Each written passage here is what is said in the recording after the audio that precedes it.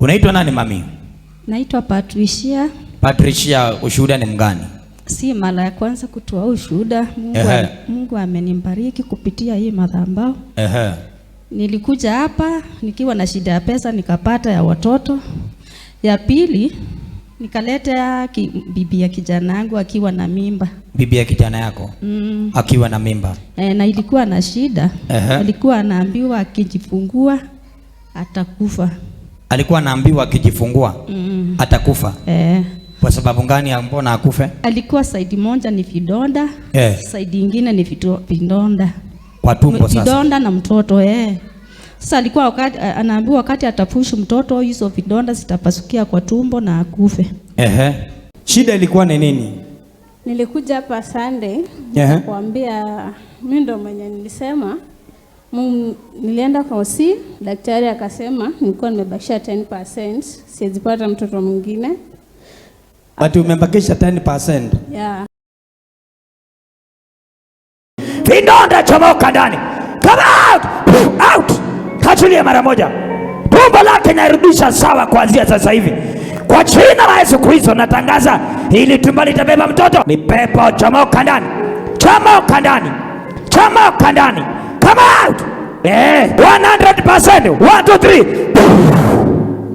Nilikuwa nisha give up, lakini tangu nikuja hapa hakika nimemwona Mungu. Sasa siumwi, naweza lala vizuri usiku. Naweza hata pika siku, naweza hata pika ugali. Wewe ulikuwa unaona unakufa? Nilikuwa nimeambiwa naweza pita na mtoto nini akufe ama mtoto akufe na mimi nipite. So mimi nilikuwa nimelose hope. Hakuna mmoja atakufa kwa jina la Yesu Kristo. Mami ya ukufi, haya madhabahu yanapeana uhai. Amen. Sasa mimi nilimleta hapa akaombewa, akampea maji akakunywa, akaacha kukunywa dawa. Alikuwa anakunywa dawa za 150 kila siku. 150 every day. Hata kijana wangu akamrudisha tu kwa mamake, akaona atakufia kwa mikono yake. Yaani kijana akamrudisha akasalia kwa mama yake. Sasa akakaa masiku ya kufungua ikapita na wiki 2. Nikamwambia mahali nilikupeleka ukapona pindonda, twende nikupeleke Mororo ya kufungue tena ndio ukajifungue. Nilikuwa hapa January, nilikuwa na shida ya tumbo. Ukaniombea. Nikapona. Basi juzi nimeenda clinic, wameniambia siku zimepita niwapelekee scan. Siku za kufanya nini? Za kujifungua. Ilikuwa tu inataka nikuwekelee mkono tu uende uzae. Amen. Sema nitazaa vizuri. Tazaa vizuri. Kwa jina la Yesu. Kwa jina la Yesu. Fungua zae mara moja. Touch.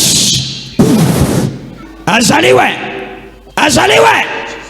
Let the water of life. Kunywa. Enda uzae. Sasa hiyo siku ulimuombea akamaliza siku 3 hivi, akaenda hospitali. Alienda tu, mamake alikuwa ananipigia simu akiwa na wasiwasi venye aliambiwa na daktari bado anaona mtoto wake atakufa. Sasa wakati tulimpeleka hata hakumaliza dakika 10 akajifungua. Akajifungua vizuri. Siomba Yesu sadaka ya makofi mazuri zaidi. Sasa kama wewe uko hapa na wewe umeambiwa na daktari utapona, utapata uponyaji. Mimi nimeona mara 2. Umemwona mara 2? Kuona miugiza mara 2 juu sasa mimi silipangi pesa ya shule na niko na boarding 2. Hata sasa mimi nimeshalipiwa. Sisi shalipwa. Nimeshalipwa.